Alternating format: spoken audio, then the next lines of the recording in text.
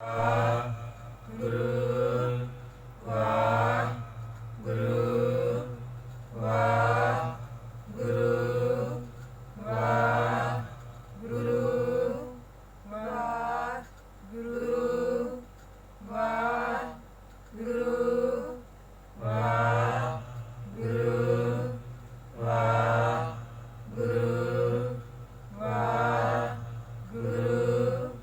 ਵਾਹਿਗੁਰੂ ਜੀ ਕਾ ਖਾਲਸਾ ਵਾਹਿਗੁਰੂ ਜੀ ਕੀ ਫਤਿਹ। ਕਹਿ ਕਬੀਰ ਸੁਨੋ ਰੇ ਸੰਤੋ, ਖੇਤ ਹੀ ਕਰੋ ਨਿਵੇਰਾ, अब की बार बख्श बंदे को, बाहर ना पाओ जल फेरा। अब की बार बख्श बंदे को, बाहर ना पाओ जल फेरा।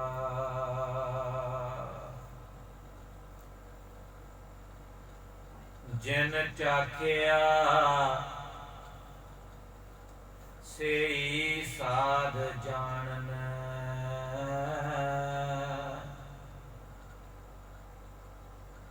ज्यों गुंगे मठियाई, अकथै का क्या कथिए भाई,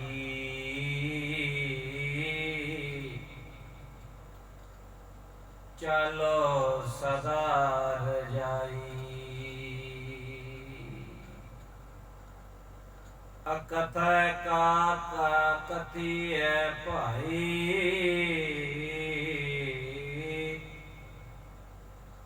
चलो सदा रजाई।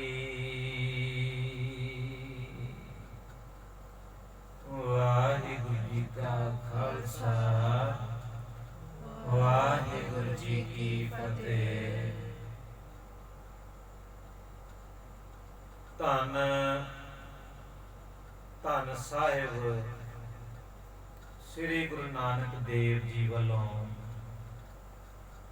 उचारण कीती जप बाणी दी 19ਵੀਂ पौड़ी दी विचार विच आप सारिਆਂ ਦਾ स्वागत है जी।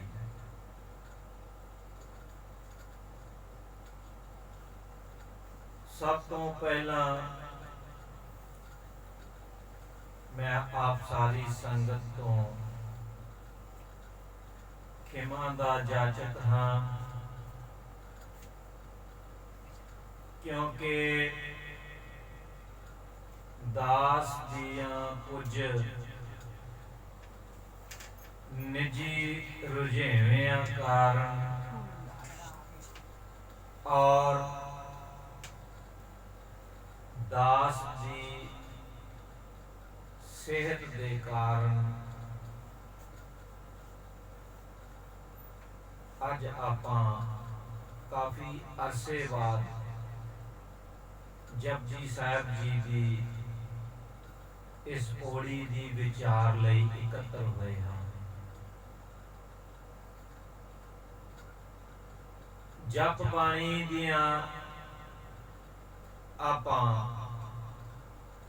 कुदरत नाल संबंधित पौड़ियां दी विचार कर रहे थे, जिवें के आप जी नूं पिछली पौड़ी दी विचार करदिआं दस्सिआ सी कि गुरु नानक पातशाह ने इस कादर दी कुदरत दे विचार नूं मुख रखदिआं 4 ਪੌੜੀਆਂ ਉਚਾਰਨ ਕੀਤੀਆਂ ਹਨ। 16ਵੀਂ 17ਵੀਂ 18ਵੀਂ ਤੇ 19ਵੀਂ ਪੌੜੀ। ਕੁਦਰਤ ਨਾਲ ਸਮਝਣ ਲਈ ਆਪਾਂ 16 17 18 ਪੌੜੀਆਂ ਦੀ ਪਹਿਲਾਂ ਹੀ ਵਿਚਾਰ ਕਰ ਚੁੱਕੇ ਹਾਂ। ਅੱਜ ਆਪਾਂ 19ਵੀਂ ਪੌੜੀ ਵਿੱਚ ਕੁਦਰਤ ਦੀ ਵਿਚਾਰ ਨੂੰ ਸਮਝਣ ਦੀ ਕੋਸ਼ਿਸ਼ ਕਰਾਂਗੇ। ਗੁਰੂ ਨਾਨਕ ਪਾਤਸ਼ਾਹ ਨੇ ਜਿਵੇਂ ਇਸ ਕੁਦਰਤ ਨੂੰ ਸਮਝਾਉਣ ਲਈ 17ਵੀਂ ਪੌੜੀ ਦੇ ਵਿੱਚ ਚੰਗੇ ਕਰਮ ਕਰਨ ਵਾਲੇ ਮਨੁੱਖਾਂ ਦੀ ਗੱਲ ਕੀਤੀ ਕਿ ਅਸੰਖ ਜਪ ਅਸੰਖ ਭਾਉ, ਇਵੇਂ 18ਵੀਂ ਪੌੜੀ ਦੇ ਵਿੱਚ ਮੰਦੇ ਕਰਮ ਕਰਨ ਵਾਲਿਆਂ ਬਾਰੇ ਜਿਵੇਂ ਅਸੰਖ ਮੂਰਖ, ਅੰਧਖੋਰ, ਅਸੰਖ ਚੋਰ, ਹਰਾਮਖੋਰ ਸੰਬੰਧੀ ਵਿਚਾਰ ਕੀਤੀ, ਚਰਚਾ ਕੀਤੀ। ਸੋ ਆਓ ਅੱਜ ਆਪਾਂ ਗੁਰੂ ਨਾਨਕ ਪਾਤਸ਼ਾਹ ਵੱਲੋਂ ਕੁਦਰਤ ਨੂੰ ਸਮਝਾਉਣ ਲਈ 19ਵੀਂ ਪੌੜੀ, ਜੋ ਕਿ ਆਖਰੀ ਪੌੜੀ ਹੈ ਕੁਦਰਤ ਦੇ ਨਾਲ ਸੰਬੰਧਿਤ, ਦੀ ਵਿਚਾਰ ਕਰੀਏ, ਇਸ ਨੂੰ ਜਾਣ ਸਕੀਏ। ਸੋ ਪਿਆਰਿਓ, ਇਸ ਧੁਰ ਕੀ ਬਾਣੀ ਨੂੰ ਵਿਚਾਰ ਕਰਨ ਤੋਂ ਪਹਿਲਾਂ ਦਾਸ ਮਾਲਕ ਪ੍ਰੀਤਮ ਪਿਆਰੇ ਦੇ ਅੱਗੇ ਬੇਨਤੀ ਕਰਦਾ ਹੈ, ਅਰਦਾਸ ਕਰਦਾ ਹੈ ਕਿ ਇਸ ਨਾ ਚੀਜ਼ ਦੀ, ਇਸ ਦਾਸ ਦੀ ਕੋਈ ਔਕਾਤ ਨਹੀਂ ਕਿ ਬ੍ਰਹਮ ਦੀ ਬਾਣੀ ਦੀ ਵਿਚਾਰ ਕਰ ਸਕੇ। ਆਪ ਕਿਰਪਾ ਕਰਨਾ, ਇਹ ਅਕਾਲ ਪੁਰਖ ਵਾਹਿਗੁਰੂ ਸੱਚੇ ਪਾਤਸ਼ਾਹ ਜੀ, ਇਹ ਪਰਮ ਗੁਰੂ ਧੰਨ ਧੰਨ ਧੰਨ ਸਾਹਿਬ ਸ੍ਰੀ ਗੁਰੂ ਨਾਨਕ ਦੇਵ ਜੀ, ਆਪ ਬਖਸ਼ਿਸ਼ ਕਰਨਾ, ਦਾਸ ਦੇ ਸਿਰ ਤੇ ਮਿਹਰ ਭਰਿਆ ਹੱਥ ਰੱਖਣਾ, ਆਪਣੀ ਰਚਨਾ ਦੀ ਆਪ ਵਿਚਾਰ ਕਰਵਾ ਲੈਣਾ। ਸੋ ਪਿਆਰਿਓ, ਵਿਚਾਰ ਸ਼ੁਰੂ ਕਰਨ ਤੋਂ ਪਹਿਲਾਂ ਆਓ ਆਪਾਂ ਸਾਰੇ ਗੁਰੂ ਦੀ ਬਖਸ਼ੀ ਫਤਿਹ ਬੁਲਾ ਕੇ ਆਪਣੀ ਹਾਜ਼ਰੀ ਲਗਵਾਈਏ ਜੀ। ਸੋ ਆਓ ਪਿਆਰਿਓ, ਸਾਰੇ ਪਿਆਰ ਨਾਲ ਫਤਿਹ ਦੀ ਸਾਂਝ ਕਰੋ। ਵਾਹਿਗੁਰੂ ਜੀ ਕਾ ਖਾਲਸਾ, ਵਾਹਿਗੁਰੂ ਜੀ ਕੀ ਫਤਿਹ। ਗੁਰੂ ਨਾਨਕ ਪਾਤਸ਼ਾਹ 19ਵੀਂ ਪੌੜੀ ਦੇ ਵਿੱਚ ਸਮਝਾ ਰਹੇ ਨੇ ਕਿ ਅਸੰਖ ਨਾਮ ਅਸੰਖ ਥਾਵ, ਅਗੰਮ ਅਗੰਮ ਅਸੰਖ ਲੋਭ। ਸੋ ਇਸ ਨੂੰ ਸਮਝੀਏ।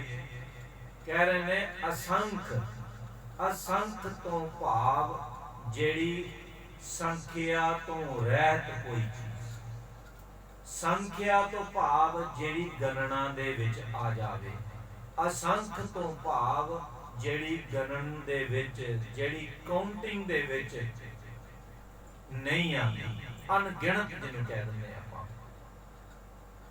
ਕਹਿ ਰਹੇ ਨੇ ਅਸੰਖ ਨਾਵ, ਨਾਵ ਤੋਂ ਭਾਵ ਨਾਮ। ਅੱਗੇ ਕਹਿ ਰਹੇ ਨੇ ਅਸੰਖ ਥਾਵ, ਥਾਵ ਤੋਂ ਭਾਵ ਥਾਂ, ਜਗ੍ਹਾ। ਹੁਣ ਕਹਿੰਦੇ ਨੇ हे ਪ੍ਰਭੂ, हे ਮੇਰੇ ਪ੍ਰੀਤਮ ਪਿਆਰੇ, हे ਕਾਦਰ, ਤੇਰੀ ਰਚੀ ਹੋਈ ਕੁਦਰਤ ਦੇ ਵਿੱਚ ਅਨੇਕਾਂ ਹੀ ਨਾਮ ਨੇ। ਤੁਸੀਂ ਦੇਖ ਲਓ ਪਿਆਰਿਓ, ਅਸੀਂ ਜਿਸ ਤਰਫ ਵੀ ਨਜ਼ਰ ਮਾਰਦੇ ਆ, ਜਿਸ ਤਰਫ ਵੀ ਦੇਖਦੇ ਆ, ਅਣਗਿਣਤ ਨਾਵਾਂ ਦੇ ਜੀਵ ਸਾਡੀ ਦ੍ਰਿਸ਼ਟੀ ਦੇ ਵਿੱਚ ਆ ਜਾਂਦੇ ਨੇ। ਸੋ ਇਹ ਕੁਦਰਤ ਦਾ ਪਸਾਰਾ ਕਿੰਨਾ ਵਿਸ਼ਾਲ ਹੈ, ਤੇ ਉਸ ਪਸਾਰੇ ਦੇ ਵਿੱਚ किन्ने ही जीव, किन्ने ही मंडल, किन्ने ही ग्रह जिहड़े उन्हां दे नाम ने, ते जे असी उन्हां दी गिनती करिए ते वो गिनती तो बाहर ने। इस करके गुरु नानक पातशाह कह रहे ने, असंख नाम असंख थाम। हे प्रभु, तेरी इस रची हुई रचना दे विच असंख अनगिनत नाम ने और अनगिनत थान ने। अगम अगम असंख लोक। अगम अगम तो भाव होंदा जिहड़ी पकड़ तो, जिहड़ी पहुंच तो परे होवे। सो कहंदे ने अगम अगम असंख लो। असंख लो, लो तो भाव, लो तो तीन चीजां होंदियां ने, तीन भाव ने कि ये लोक असंख लोक ने। फिर कहते ने तबके, कैटागरीज बेअंत असंख अनगिनत। फिर कहते ने मंडल, किन्ने मंडल। अज साइंस कदी चंद्रमा की रिसर्च कर रही है, कदी मंगल की रिसर्च कर रही है, कभी कोई किसी मंडल का रिसर्च कर रहा है, कोई किसी ग्रह की रिसर्च कर रहा है। तो गुरु नानक साहब जी कह रहे हैं अगम अगम असंख लोक। सो कहन तो भाव कि हे प्रभु, हे परमात्मा, तेरी रची हुई इस कुदरत दे विच अनगिनत नाम ने, असंख नाम ने, अनगिनत नाम ने, असंख थाम ने, अनगिनत थाम ने। और परमात्मा की इस रची हुई रचना दे लोक भाव, लोक तबके, कैटागरियां ते मंडल किन्ने हन, ये मनुख दी पहुंच तो परे दी गल है। अगम है, अगम अगम असंख लोक। आगे कह रहे ने असंख कहे सिर भार होए। गुरु नानक पातशाह इस तुक दे विच गिनती दी गल ही मुका रहे ने। कहंदे ने असंख कहे, कहंदे अनगिनत कहण नाल भी सिर भार होए। कहंदे जे कोई हे प्रभु तेरी रची हुई रचना नू अनगिनत भी कह रहा ना ते तां भी भार आ। अनगिनत कहना भी जिथों तक ये लगता है कि कुछ ना कुछ हद तक समझ लिया, कहते नहीं, ये समझ तो परे दी गल है। असंख कहे सिर भार होए। सिर भार होए तो भाव परमात्मा दी रचना संबंधी, नावां संबंधी, थावां संबंधी, मंडलां संबंधी नू गिनती दे विच लैके आना जां गिनती करनी जां अनगिनत कहना भी ठीक नहीं, अपने सिर ते भार चढ़ाउण वाली गल है। सो इस तुक विच गुरु साहब समझा रहे ने कि परमात्मा दी रचना नू असंख कह के भी इंज लगदा है कि मनुख प्रभु रचना नू जान गया, जद कि परमात्मा दी रची हुई इस कुदरत नू, इस रचना नू नावां थावां मंडलां नू अनगिनत कह के उल्टा अपने सिर ते भार चढ़ाउण वाली गल है। अगली तुक दे विच गुरु नानक पातशाह कह रहे ने अखरी नाम अखरी सलाह, अखरी ज्ञान गीत गुण गा। हुण गुरु नानक पातशाह इन्हां शब्दां दी, इन्हां अल्फाजां दी, इन्हां अखरां दी इंपोर्टेंस समझा रहे हैं, इन्हां अखरां दी महत्ता समझा रहे हैं। ਗੁਰੂ ਪਿਆਰਿਓ, ਦਾਸ ਬੋਲ ਰਿਹਾ ਤੇ ਇਹ ਜਿਹੜੇ ਬੋਲ ਨੇ ਇਹ ਅੱਖਰ ਨੇ, ਔਰ ਕਹਿ ਰਹੇ ਨੇ ਆਖਰੀ ਨਾਮ। ਆਖਰੀ ਤੋਂ ਭਾਵ ਅੱਖਰਾਂ ਦੇ ਜ਼ਰੀਏ ਜਿੰਨੀ ਵੀ ਸਾਡੀ ਕਨਵਰਸੇਸ਼ਨ ਹੋ ਰਹੀ ਹੈ, ਦਾਸ ਬੋਲ ਰਿਹਾ, ਤੁਸੀਂ ਸੁਣ ਰਹੇ ਹੋ, ਇਹ ਸਾਰੀ ਅੱਖਰਾਂ ਦੇ ਜ਼ਰੀਏ ਤੇ ਹੋ ਰਹੀ ਹੈ। ਹੁਣ ਗੁਰੂ ਨਾਨਕ ਪਾਤਸ਼ਾਹ ਅੱਖਰਾਂ ਦੀ ਇੰਪੋਰਟੈਂਸ ਨੂੰ ਸਮਝਾਉਂਦੇ ਹੋਏ ਕਹਿ ਰਹੇ ਨੇ ਆਖਰੀ ਨਾਮ।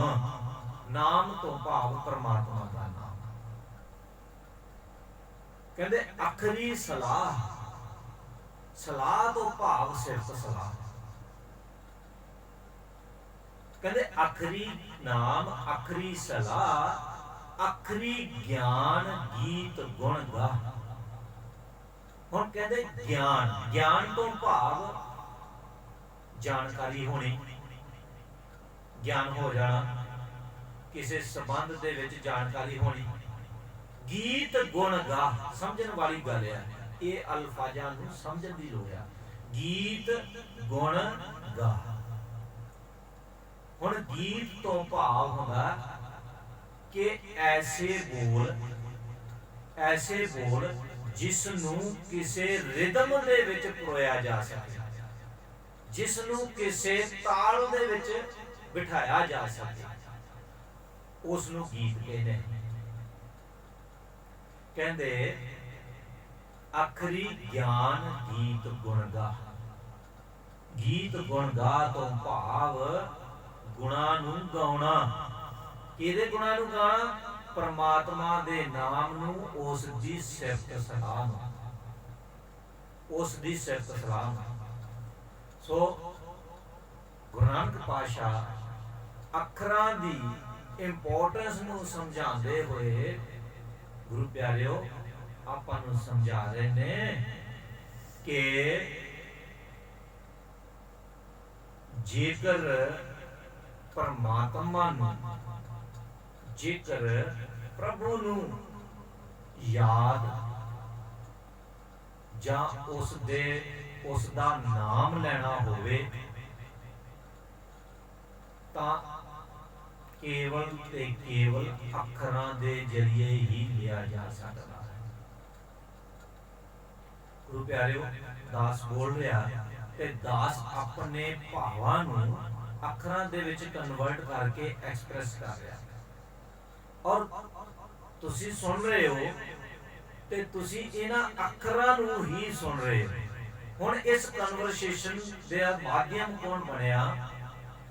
ਅੱਖਰ। ਸੋ ਗੁਰੂ ਪਾਤਸ਼ਾਹ ਅੱਖਰਾਂ ਦੀ ਇੰਪੋਰਟੈਂਸ ਨੂੰ ਸਮਝਾ ਰਹੇ ਨੇ। ਪਰਮ ਗੁਰੂ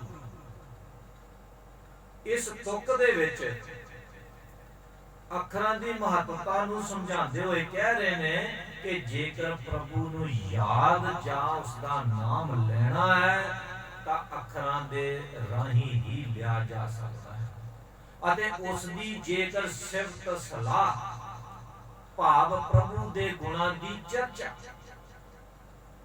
ਜਾਂ ਉਹਦੇ ਗੁਣਾਂ ਨੂੰ ਗਾਉਣਾ ਹੈ ਤੇ ਤਾਂ ਵੀ ਅੱਖਰਾਂ ਦੇ ਜ਼ਰੀਏ ਹੀ ਗਾਇਆ ਜਾ ਸਕਦਾ ਹੈ। ਸੋ ਪਿਆਰਿਓ, ਇਸ ਤੁਕ ਦੇ ਵਿੱਚ ਗੁਰੂ ਨਾਨਕ ਪਾਤਸ਼ਾਹ ਨੇ ਅੱਖਰਾਂ ਦੀ ਗੱਲ ਸਮਝਾਈ ਹੈ। ਅੱਗੇ ਕਹਿ ਰਹੇ ਨੇ ਅੱਖਰੀ ਲਿਖਣ ਬੋਲਣ ਬਾਣ। ਅੱਖਰੀ ਲਿਖਣ ਬੋਲਣ ਬਾਣ, ਅੱਖਰਾ ਸਿਰ ਸੰਜੋਗ ਵੇਖਾਣ। ਕਹਿੰਦੇ ਅੱਖਰੀ ਲਿਖਣ ਭਾਵ ਅੱਖਰਾਂ ਦੇ ਜ਼ਰੀਏ ਹੀ ਕੁਝ ਲਿਖਿਆ ਜਾ ਸਕਦਾ ਹੈ। ਆਪਾਂ ਜਿੰਨੇ ਸ਼ਾਸਤਰ, ਜਿੰਨੇ ਵੇਦ, ਜਿੰਨੇ ਗ੍ਰੰਥ ਅਗਰ ਪੜ੍ਹਦੇ ਆ ਤੇ ਉਹ ਅੱਖਰਾਂ ਦੇ ਜ਼ਰੀਏ ਹੀ ਲਿਖੇ ਹੋਏ ਆ।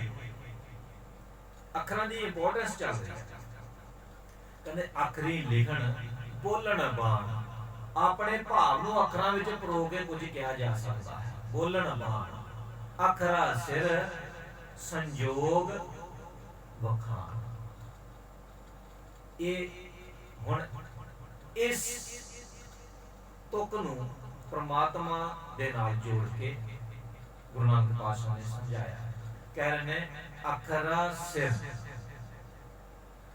अखरा सिर संयोग वखान, भाव एक अखर वो ने जिहड़े परमात्मा ने मस्तक दे विच लिख दिते, लेखा लिख दिता। संयोग की है? संयोग, संयोग प्यारियो कर्म फल है, कर्म फल भाग उन्हें कहते ने संयोग। कहते हैं ना जे संयोगां दे विच होया ते हो जाएगा, उन्हें कहते हैं आप जे भागां दे विच होया ते हो जाएगा। वखान, वखान तो भाव वखियान करना, डिफाइन करना। हुण गुरु पातशाह इस तुक दे विच की कह रहे हैं? कहते ने अखरी लिखण बोलण बाण। कहते गुरु साहब कह रहे हैं अखरां दे जरिए ही कुछ बोलिया जा सकता है, अपने भावां नूं बोलां विच परोया जा सकता है। अखरा सिर संजोग खान, कहते अखरां दे राही ही मनुख दे मस्तक ते कर्म फल भागां बारे वखियान कीता जा सकता है।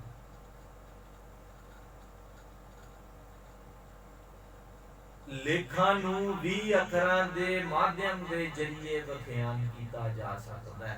मस्तक जिहड़े मथे ते लिखे हुए ने। हुण अगली तुक दे विच गुरु नानक पातशाह की कह रहे हैं? अगली तुक दे विच गुरु नानक पातशाह कहते हैं परमात्मा नूं संबोधन करके कह रहे हैं, कहते जिन ए लिखे तिस सिर नाहे। कहते भाई ये जिहड़े कर्म फल है, ये भाग आ, ये संजोग आ, ये केवल मनुख दे लिखे ते विच ही लिखे हुए ने। ते जिन्ने इनू लिखिया है ना, जिस मालक ने लिखिया होया है, ओदे वो इस चीज तो रहत है। जिन जिसने ये लिखे, जीवां दे मस्तक ते ये लेख लिखे, तिस सिर नाहे, भाव उस परमात्मा दे दाए दे विच कोई रोल नहीं। सिर परमात्मा दे सिर नहीं कि जिव जिव जिव फरमावे फरमाए तिव तिव पाए। कहते जिवें जिवें परमात्मा दा हुक्म है, जिवें जिवें परमात्मा ने मनुख दे भागां दे विच, मनुख दे लेखां दे विच जो लिख दिता, उवें उवें ही तिव तिव पाए। वो उन्हां लेखां दे अनुसार ही, भागां दे अनुसार ही भोगदा है। उन्हां लेखां तो परे कुछ नहीं। हुण की समझा रहे हैं गुरु नानक पातशाह इस तुक दे विच? कहंदे गुरु जी समझा रहे हैं कि कहंदे जिस प्रभु ने जीवां दे मस्तक, जीवां दे मस्तक ते भाग लेख लिखे हन ना, वो कर्म बंधना तो मुक्त है। आप वो मुक्त है, तिस सिर नाए। आप वो कर्म बंधना दे विच नहीं है, पर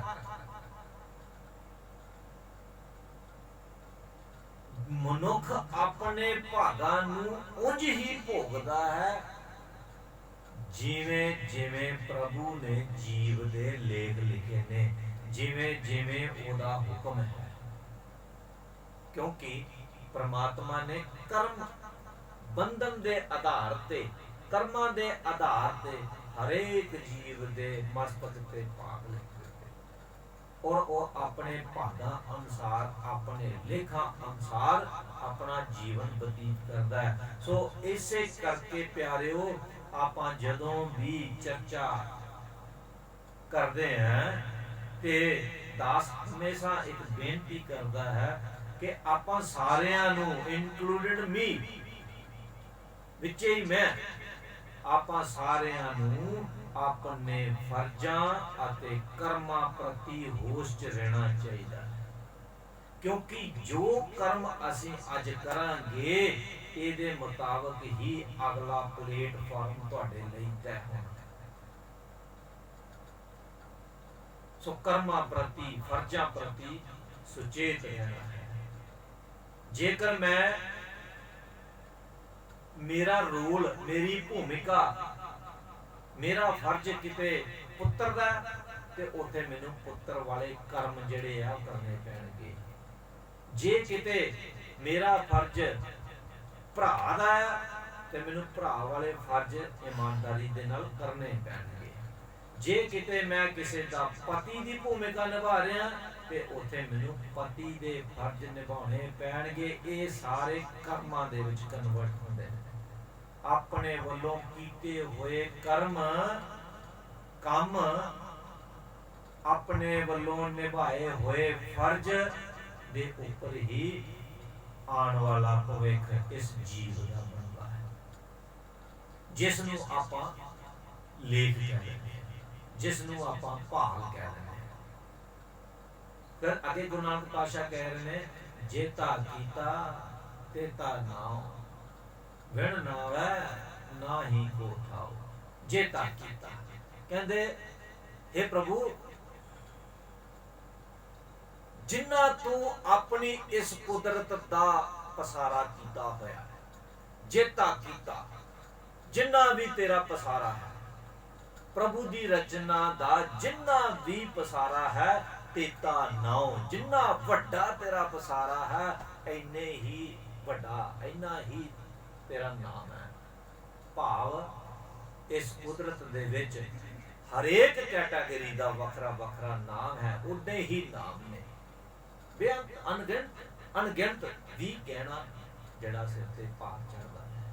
जेता कीता तेता नाम, विण नावै नाही को ठाओ। बिना नाम तो विण नाम, बिना नाम तो नाही को ठाओ। कोई भी ऐसा था है ही नहीं, कोई भी ऐसी जगह, कोई भी ऐसी वस्तु, कोई भी ऐसी तेरी रचना है ही नहीं जिसका कोई नाम नहीं, जिसका कोई थाम नहीं। सो प्यारियो, गुरु पातशाह इस कुदरत दे पसारे नूं अलग अलग एंगल तो, अलग अलग एस्पेक्ट्स तो आपां नूं समझाउंदे होए, अलग अलग पहलुआं तो आपां नूं समझाउंदे होए आखिर च कह रहे ने, कुदरत कवन कहा विचार, कुदरत कवन कहा विचार, वारिया ना जावाए एक बार। कुदरत कवन परमात्मा दी इस रचना कादर दी इस कुदरत नूं किंज, कुदरत कवन इस किंज कहा विचार, इहदी विचार आपां की कर सकते हैं, इहदी विचार कर करके भी नहीं कीती जा सकती। वारिया ना जावा एक बार। हे प्रभु, मैं तेरी इस विशाल कुदरत दे सामने मेरी हैसियत इन्नी तुच्छ है, ना मात्र है कि मैं ते एक बार भी तेरी इस रचना तो, तेरी इस कुदरत तो कुर्बान नहीं जा सकता। वारिया ना जावा एक बार, जो तुध भावै साई भली कार। हे परमात्मा, हे मेरे मालक, हे सच्चे पातशाह, मैं ते एक ही गल कह सकदा हां, जा मैनू ते इन्नी की समझ है कि जो तेनू चंगा लगदा है। हे परमात्मा, जो तेनू चंगा लगदा साई भली कार, उसे दे विच ही सारियां दी भलाई है, उसे दे विच ही सारियां दा भला है। तू सदा सलामत निरंकार। हे परमात्मा, तू सदा सदा स्थिर रहने वाला निरंकार परमात्मा।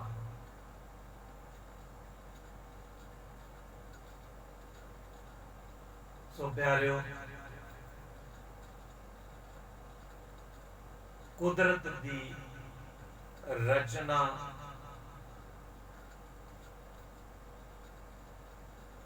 दे बारे आपां सारियां ने समझिया। उस मालिक दी रचना रची हुई रचना दा पसारा किन्ना है, उस दी रचना दे विच उस दे जीवां वल्लों कीते जा रहे कर्मां संबंधी मैं आप जी नूं एक ये बेनती करना चाहुंदा हां कि परमात्मा दी इस रचना दे विच जेकर कोई जीव कर्म बंधन दे विच है ते ओ केवल मनुख है। मनुख तो इलावा बाकी जिन्ने भी जीव ने वो कर्म बंधन दे विच नहीं, क्योंकि मनुख ही कर्म जून दे विच है, बाकी सारियां जूना इस कुदरत दे विच भोग जून दे विच ने। सो इस करके गुरु नानक पातशाह ने प्रभु दी रची हुई इस रचना दे पसारे नूं समझाउंदे होए मनुख नूं इह समझाउण दा यतन कीता कि भाई अपने प्रति होश च आ जा, अपने फर्ज प्रति होश च आ जा, अपने कर्म प्रति होश च आ जा। सो प्यारिओ, अज दी इस विचार नूं इत्थे ही आपां समाप्त करते हैं। सो आओ गुरमंत्र का अभ्यास करिए, रीढ़ सिद्धि करो, दोनों अखां बंद करके सुरत नूं टिकाओ और बंद अखां दे नाल इन्हां बंद अखां दे सामने जो भी नज़र आ रहा उस नूं देखदे देखदे गुरमंत्र का अभ्यास करते करते आओ आपां सुन समाधि दे विच जाण दा प्रयास करिए, कोशिश करिए। सो आओ सारे रल के प्यार नाल गुरमंत्र का जाप करिए। वाह गुरु वाह गुरु पूरे गुरु वाह